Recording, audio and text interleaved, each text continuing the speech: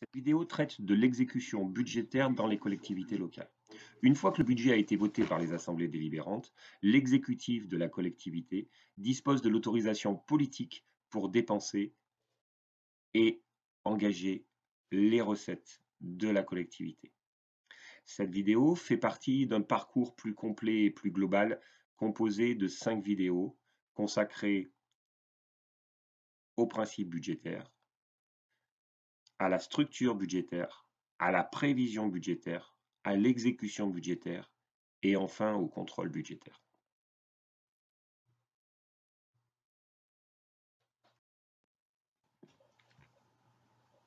Durant cette séance consacrée aux différentes phases de l'exécution budgétaire, nous allons commencer par préciser quelles sont ces étapes, comment elles s'articulent les unes avec les autres, avant de voir quelles sont les spécificités liées à l'exécution des dépenses, les spécificités liées à l'exécution des recettes, et insister ensuite sur les expérimentations et les évolutions récentes ou à venir qui vont toucher l'exécution budgétaire.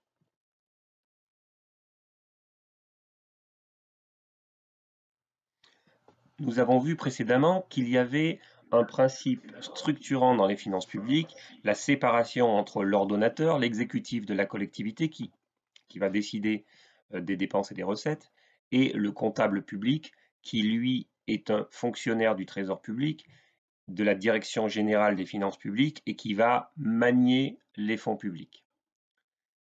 Nous allons voir que l'exécution comptable des dépenses et des recettes se subdivise en deux phases. Une phase administrative qui est la phase de l'ordonnateur et une phase comptable qui est la phase du comptable public.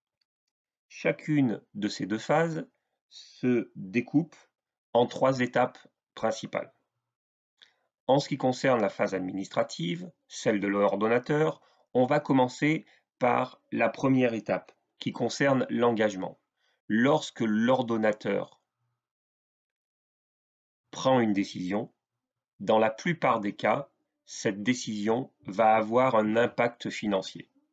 La décision que l'ordonnateur va prendre, que la collectivité va prendre, est en quelque sorte un engagement juridique.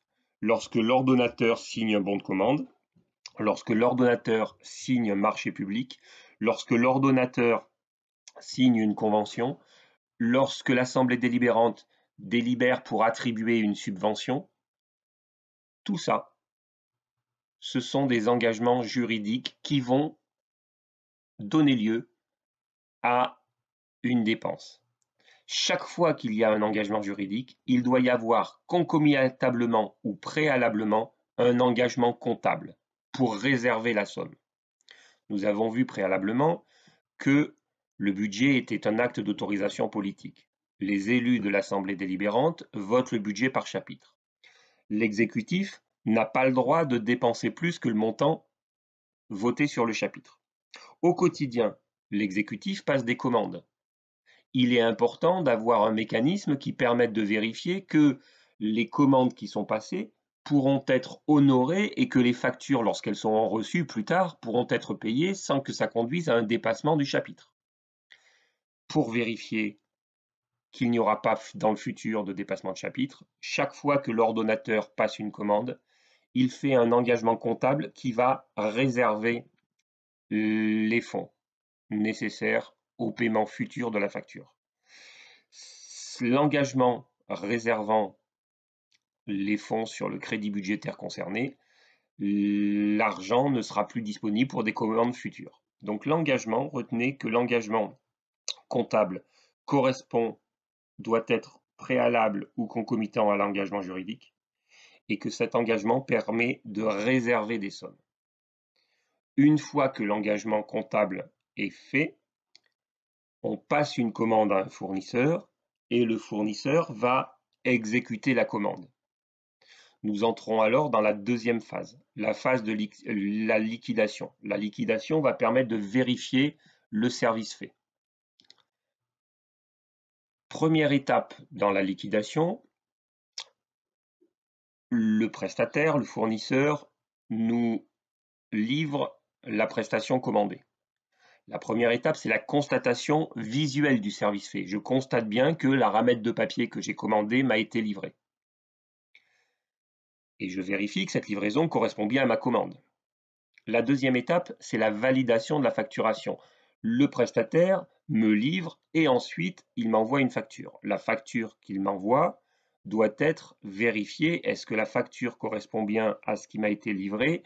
Est-ce que la facture correspond bien, contient bien toutes les mentions prévues dans une facture?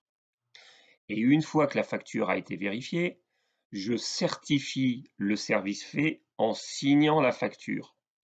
Et en signant la facture, je certifie que tout s'est bien déroulé dans des bonnes conditions, que la facture est bonne et que je vais pouvoir la payer. On entre alors dans la troisième phase, c'est la phase du mandatement, la phase de l'ordonnancement, où l'ordonnateur va donner l'ordre au comptable public de payer. Lorsqu'on parle de dépenses, il s'agit d'un mandatement. Lorsqu'on parle d'une recette, il s'agit de l'émission d'un titre de recette.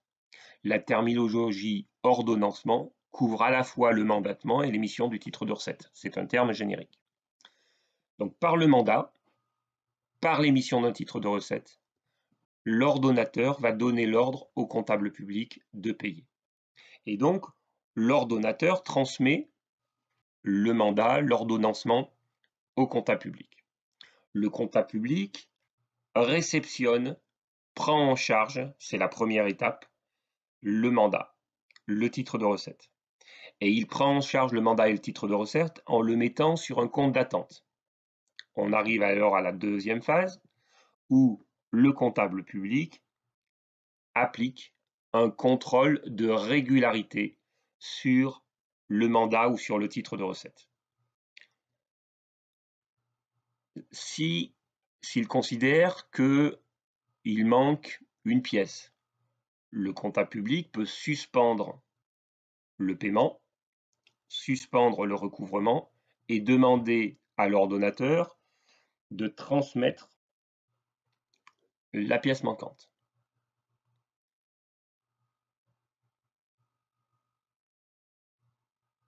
Le comptable public peut également rejeter la pièce comptable et demander à l'ordonnateur qu'il la refasse. En cas de suspension ou en cas de rejet, en général, l'ordonnateur fournit les pièces complémentaires. L'ordonnateur, s'il considère que le comptable public a des exigences qui dépassent ce qui est prévu par la réglementation, l'ordonnateur peut réquisitionner le comptable public. La réquisition est très encadrée juridiquement. Certains cas de figure, la réquisition ne peut pas s'opérer. S'il n'y a pas suffisamment d'argent en trésorerie, s'il y a un dépassement sur le chapitre, si le service n'est pas fait. La réquisition, bien évidemment, elle doit être écrite, incontestable. La réquisition, c'est en quelque sorte l'arme atomique des ordonnateurs et c'est un mécanisme qui évite les blocages, mais c'est un mécanisme qui est très peu utilisé parce qu'elle est lourde de conséquences pour l'ordonnateur. Et une fois que le contrôle a été fait, le contrôle de régularité a été fait, une fois que le comptable public considère que tout est en ordre, le comptable public va payer la dépense ou va recouvrer la recette.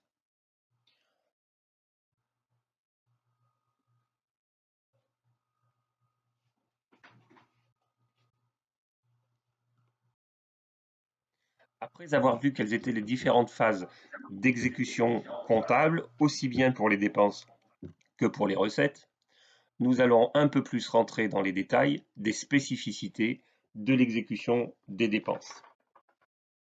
Il convient en premier lieu de constater que lorsque l'ordonnateur reçoit une facture, s'applique un délai global de paiement de 30 jours. Dans les 30 jours suivant la réception de la facture par l'ordonnateur, le prestataire doit avoir été payé.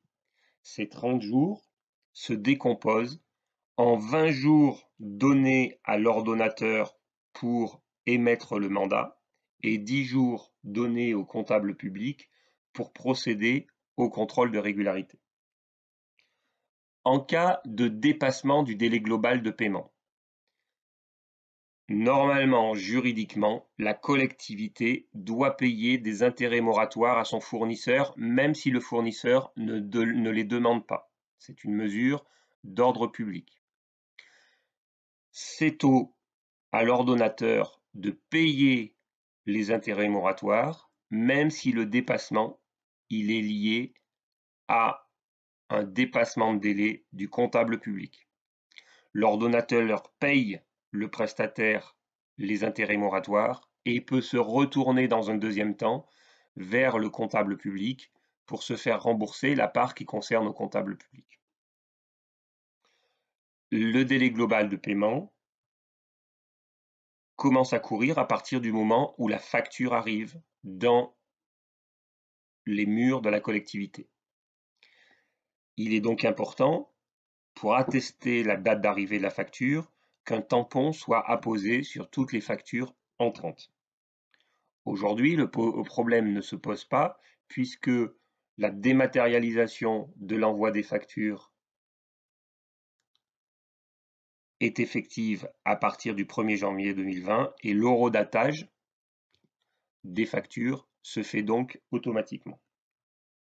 Si la collectivité, lorsqu'elle vérifie la facturation, considère que la facture n'est pas conforme, il est impératif de renvoyer la facture par écrit de façon à interrompre les délais de paiement. Si la collectivité informe son fournisseur par téléphone que la facture n'est pas bonne, il n'y a pas de trace écrite qui interrompt le délai global de paiement. Il est donc important d'interrompre le délai global de paiement par écrit. Parfois, le fournisseur va plus vite que la musique et envoie la facture avant que le service ne soit complètement fait. Dans ce cas de figure, le délai global de paiement ne court qu'à compter de la date de réalisation du service fait.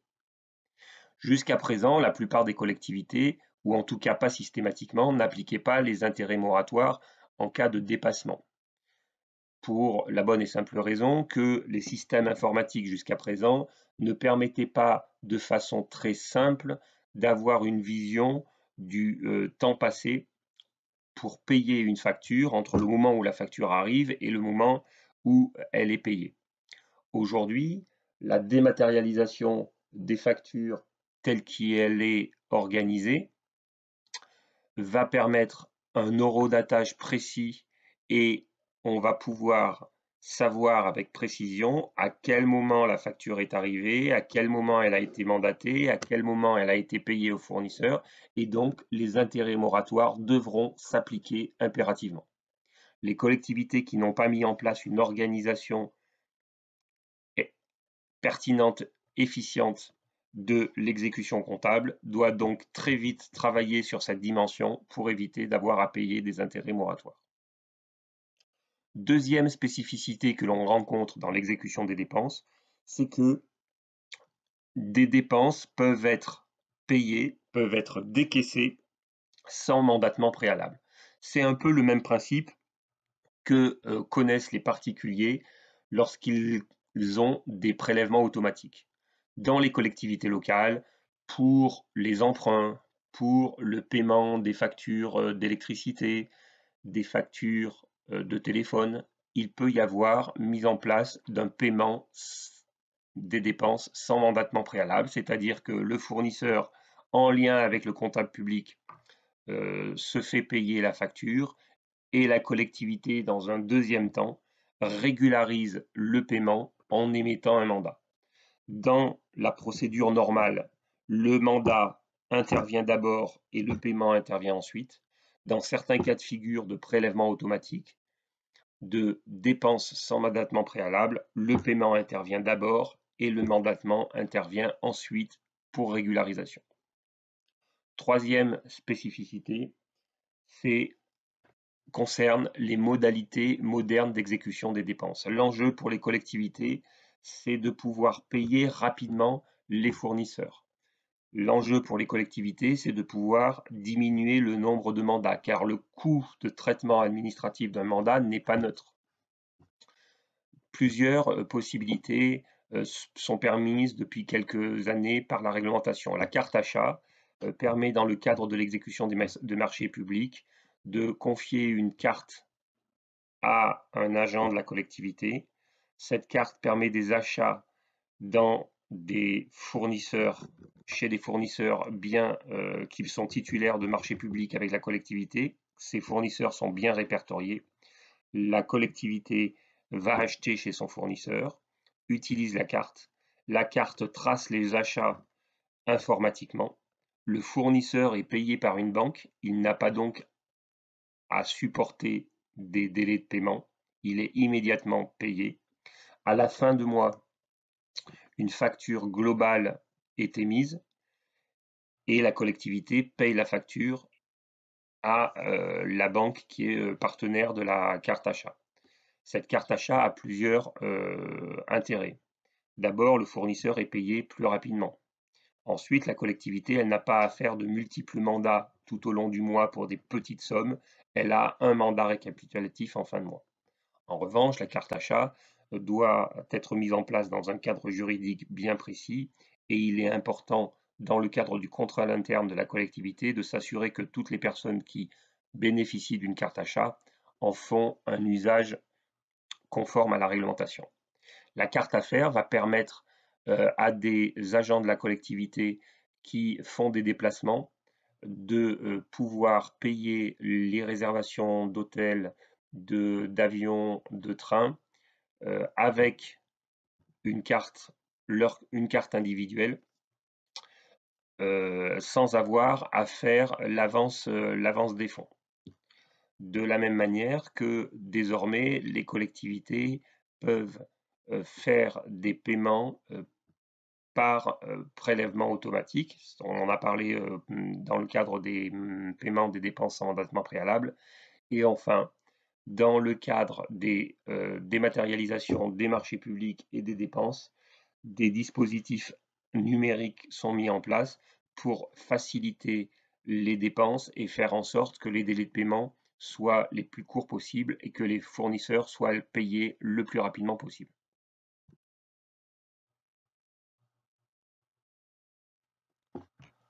Dans la diapositive précédente, nous avons vu quelles étaient les spécificités de l'exécution des dépenses.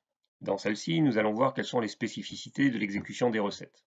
Mais d'abord, consacrons-nous à examiner la valeur juridique des titres de recettes émis par les collectivités publiques. Dans la vie normale, deux personnes, dont l'une peut devoir de l'argent, à une seconde. Le créancier, qui attend d'être payé, n'a pas d'autre moyen pour forcer le débiteur qui lui doit de l'argent que de saisir les tribunaux. Le tribunal rend un jugement exécutoire, et sur la base de ce jugement exécutoire, le créancier saisit un huissier qui va aller prélever d'autorité le recouvrement sur le débiteur. C'est donc sur la base d'un jugement exécutoire que l'huissier peut mettre en œuvre ces mesures de recouvrement forcé. Et bien, la spécificité des titres de recette, c'est que le titre de recette est exécutoire, ce qui donne au comptable public la possibilité d'agir de façon forcée et sans avoir besoin d'un jugement supplémentaire. Le comptable public peut envoyer un huissier et mettre en œuvre tous les recouvrements forcés, y compris en utilisant la force publique pour recouvrer de l'argent public. Le titre de recette exécutoire a donc une valeur juridique forte. Pour que le titre exécutoire ne soit pas contesté, il est important que la collectivité soit vigilante sur la forme du titre de recette. Lorsqu'un titre de recette est émis, il est transmis au comptable public, le comptable public vérifie, contrôle ce titre de recette et mais en recouvrement. La première étape du recouvrement, c'est un recouvrement amiable. Le comptable public envoie un avis des sommes à payer au redevable et le redevable paye. Si le redevable ne paye pas immédiatement, le comptable public va lui faire des lettres de relance amiables, en le prévenant, en le relançant. À un moment donné, si le redevable ne paye toujours pas, le comptable public va entrer dans une phase de recouvrement contentieux. Et dans le cadre du recouvrement contentieux, le comptable public a la possibilité d'utiliser la force publique pour récupérer l'argent. Il va pouvoir faire, si le comptable public connaît l'employeur du redevable, il pourra faire ce qu'on appelle un avis à tiers détenteur ou une opposition à tiers détenteur, c'est-à-dire il va pouvoir imposer que l'employeur du redevable paye le salaire du redevable au comptable public et non à son employé. On observe une procédure un peu similaire si le comptable public connaît le banquier, la banque du redevable. Il peut mettre en œuvre un avis, une opposition à tiers détenteur à l'établissement bancaire et faire un prélèvement d'office sur le compte en banque du redevable. Enfin, le comptable public peut envoyer un huissier prélever, saisir les biens du redevable. On est dans une phase de recouvrement contentieux. Il peut y avoir également des procédures de recouvrement des recettes, de perception des recettes avant émission d'un titre de recette. Une collectivité qui, par exemple, gère l'eau et l'assainissement peut mettre en œuvre des procédures de prélèvement automatique. L'usager client signe une autorisation de prélèvement automatique et, à échéance, le comptable public va faire le prélèvement automatique dans les caisses, sur le compte en banque du redevable. Il peut y avoir mise en place de paiements par carte prépayée, par exemple des cartes de type Monéo. Il peut y avoir des paiements par carte bancaire, par carte bleue. Souvent, ça se fait dans le cadre d'une régie. La collectivité peut prévoir aussi des paiements par Internet. Ça se fait aussi également dans le cadre de régie. La collectivité, on trouve ça notamment pour l'eau et l'assainissement, peut permettre que les usagers payent par titre interbancaire de paiement. En d'autres termes, auparavant, on avait émission d'un titre de recette et le redevable payait le titre de recette, soit en se rendant au guichet du comptable public, soit en envoyant un chèque. Ça constituait, pour certains usagers, des procédures relativement lourdes. Et l'enjeu pour les collectivités, c'est d'autoriser le redevable à payer par différents moyens, de façon à ce que le redevable y paye le plus rapidement possible et que le comptable public ait le moins de recouvrements forcés, contentieux à mettre en œuvre, car ces recouvrements contentieux génèrent des coûts de traitement administratif parfois importants.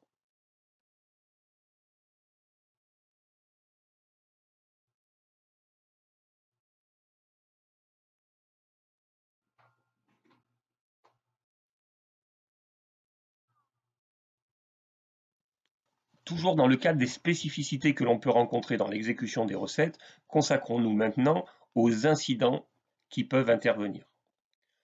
Premier incident, c'est un redevable qui reçoit un avis des sommes à payer et qui va demander des délais de paiement.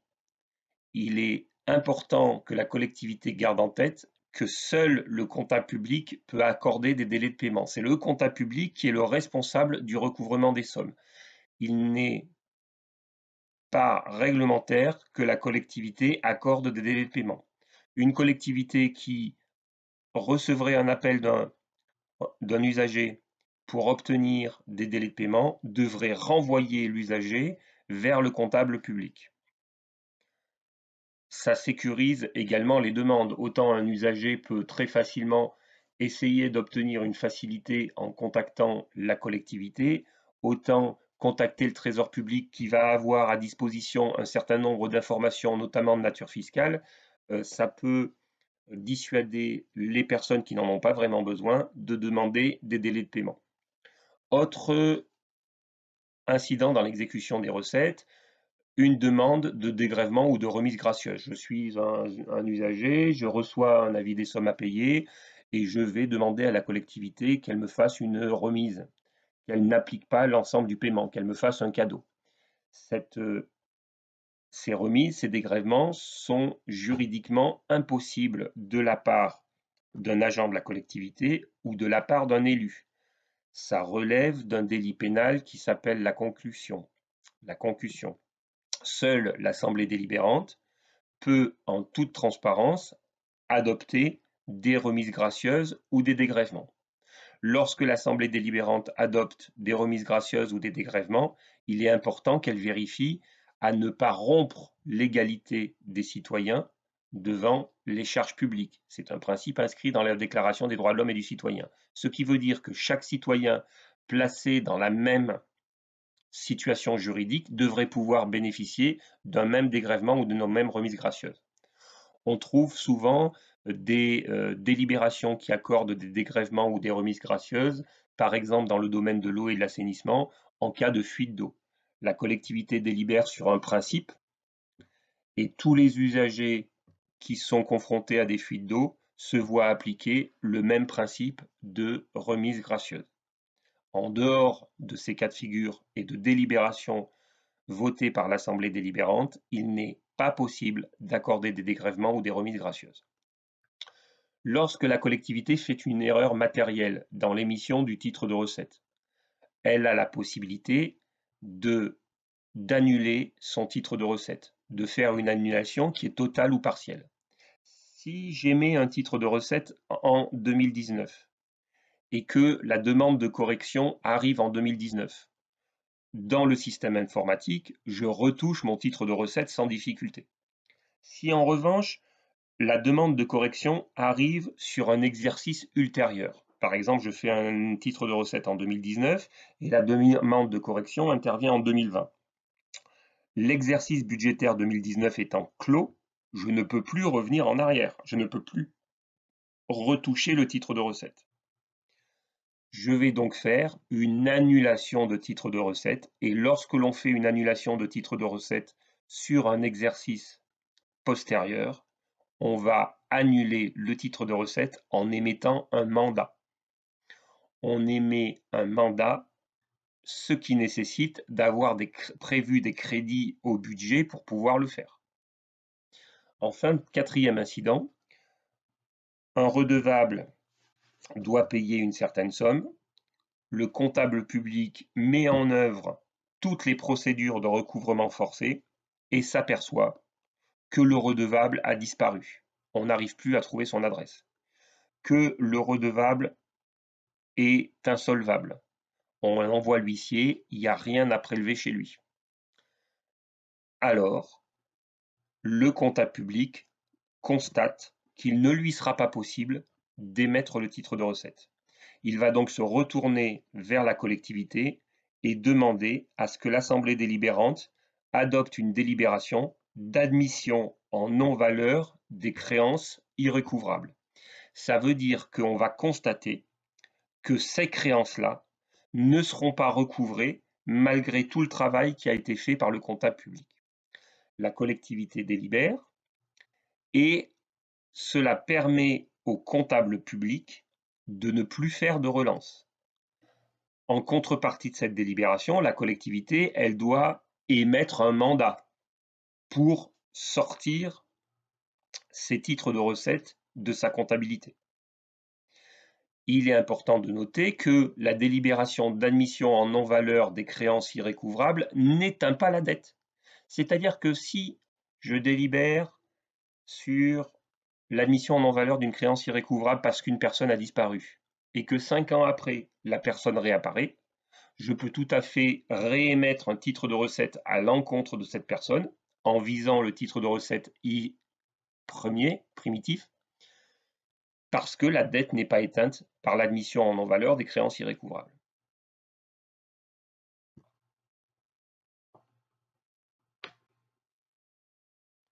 Enfin, dernier point relatif à l'exécution comptable, les différentes expérimentations, évolutions récentes ou à venir qui ont touché le principe de séparation entre ordonnateurs comptables et qui ont touché ou qui vont toucher les différentes étapes de l'exécution telles que l'on l'a vu précédemment.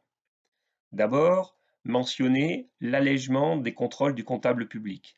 Le comptable public voit fondre ses effectifs depuis quelques années. Il ne lui est donc plus possible de contrôler tous les mandats et tous les titres de recettes. Il va donc mettre en œuvre, dans le cadre de procédures bien précises, un contrôle hiérarchisé de la dépense où le comptable public va cibler les mandats, la typologie de mandats qu'il va contrôler de façon prioritaire. Dans le cadre du contrôle partenarial de la dépense, le comptable public et la collectivité vont se mettre d'accord sur des contrôles internes à la collectivité qui vont permettre de fiabiliser les procédures et le comptable public ne fera qu'un contrôle allégé sur les dépenses qui concernent ce contrôle partenarial.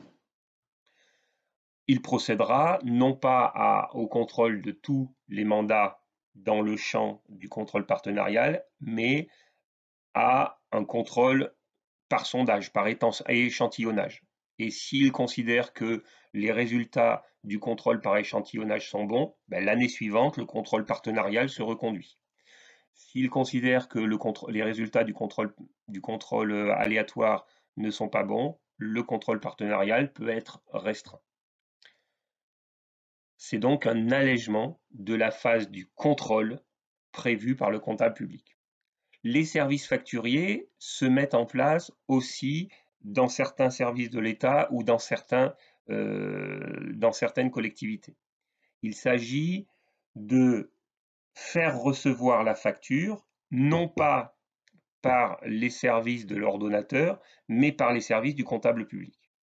Les services du comptable public reçoivent la facture. Dans leur système informatique, ils vérifient si la facture a fait l'objet d'un service fait mentionné par l'ordonnateur. Et si c'est le cas, ils passent directement en phase paiement sans attendre le mandatement. Le mandatement interviendra que plus tard, où la phase paiement est liée à la phase mandatement.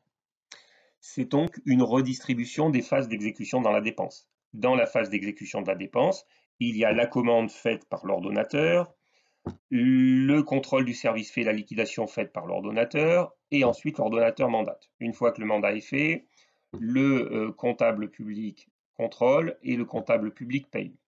Dans cette phase-là, c'est l'ordonnateur qui reçoit la facture. Dans les services facturiers, on a une commande qui est faite par l'ordonnateur reçoit la prestation, il valide le service fait, la facture est envoyée non pas à l'ordonnateur mais au comptable public, et quand le comptable public il reçoit la facture, il vérifie que le service a bien été mentionné comme fait par les services de l'ordonnateur et il met en paiement directement la facture, ce qui permet d'aller beaucoup plus vite et de mobiliser moins de ressources humaines. Dans certains cas de figure, on peut avoir aussi, comme dans les universités ou comme dans les hôpitaux, des agences comptables internalisées. Dans les agences comptables internalisées, on a le comptable public qui est un agent de la collectivité et qui va effectuer en interne les missions du comptable public. Ça permet, en étant en interne, d'aller beaucoup plus vite. L'inconvénient, c'est que la séparation entre l'ordonnateur et le comptable est moins franche dans ces organisations d'agences comptables internalisées. Et enfin, il y a d'autres expérimentations. Aujourd'hui, il y a l'ordonnateur qui élabore un compte administratif, qui fait la photographie des résultats, des réalisations budgétaires et comptables de l'année qui vient de s'écouler, et on a le comptable public qui fait un compte de gestion qui reprend les mêmes éléments que le compte administratif pour l'essentiel. Dans un compte de gestion, il y a des informations supplémentaires, notamment le patrimoine de la collectivité. Mais il y a deux documents. Ces deux documents nécessitent de la ressource pour être produits. L'ordonnateur ne dispose pas d'une image précise de son patrimoine. Dans le compte administratif, l'ordonnateur ne connaît pas son patrimoine. Si l'ordonnateur veut connaître son patrimoine, il doit analyser le compte de gestion. Donc, certaines expérimentations sont faites dans certaines collectivités pour produire non pas deux comptes, un compte administratif et un compte de gestion, mais un seul compte financier unique dans lequel on trouverait tout. Ce qui permettrait à la fois d'avoir moins de ressources mobilisées, puisqu'au lieu de réaliser deux comptes, on n'en réaliserait plus qu'un seul, et qui permettrait aussi à l'ordonnateur d'avoir une visibilité de l'ensemble des éléments utiles à sa gestion. Autre expérimentation en cours, la certification des comptes, qui va faire intervenir un commissaire aux comptes extérieur qui va vérifier que les procédures sont bien appliquées par la collectivité, que la collectivité a bien établi un plan de contrôle interne et que ce plan de contrôle interne est bien respecté. La certification des comptes, le compte financier unique, les agences comptables internalisées, les services facturiers, l'allègement des contrôles du comptable public n'ont finalement qu'une seule et même finalité: permettre aux services de la DGFiP, Direction générale des finances publiques, d'utiliser moins de ressources humaines et de faire des économies de personnel.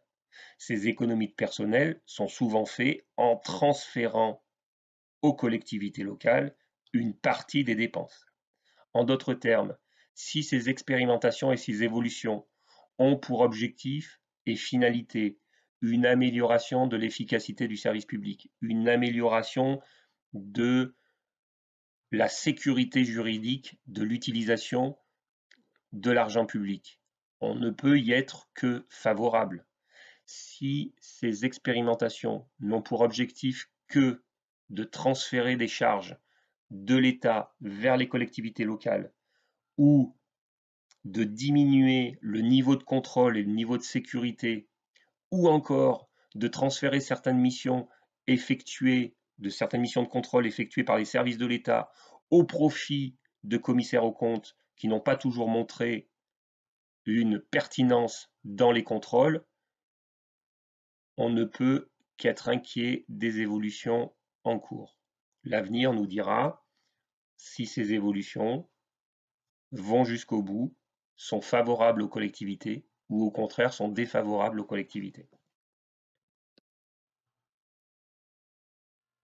Ce qu'il faut retenir de cette vidéo consacrée à l'exécution comptable.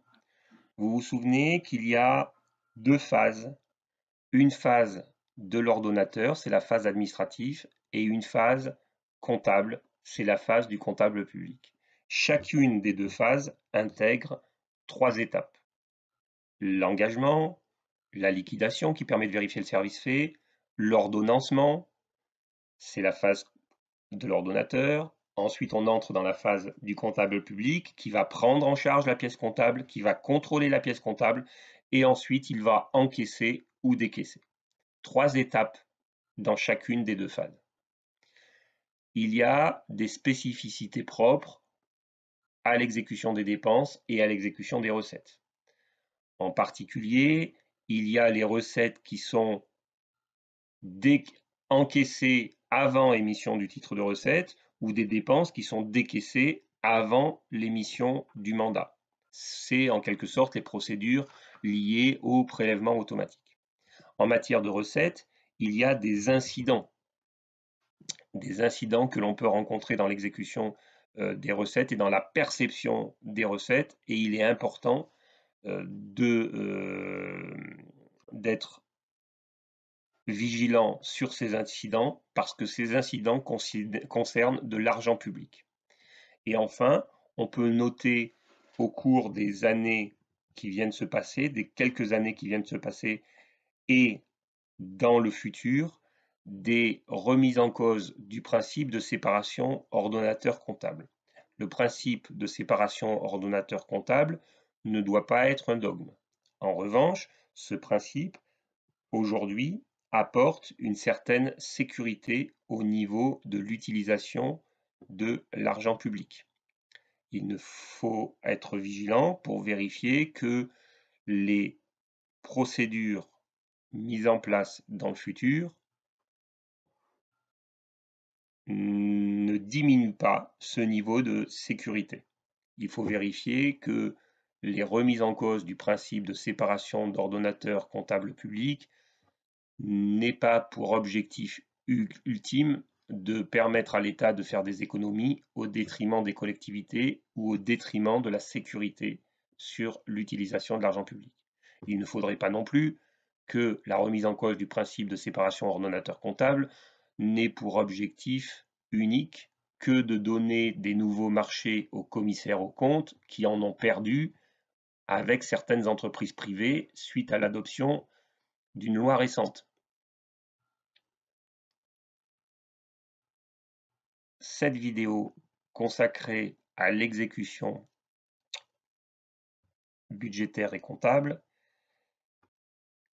vient prendre la suite d'autres vidéos précédentes consacrées aux principes budgétaires ou comptables, à la structure budgétaire, à la préparation budgétaire.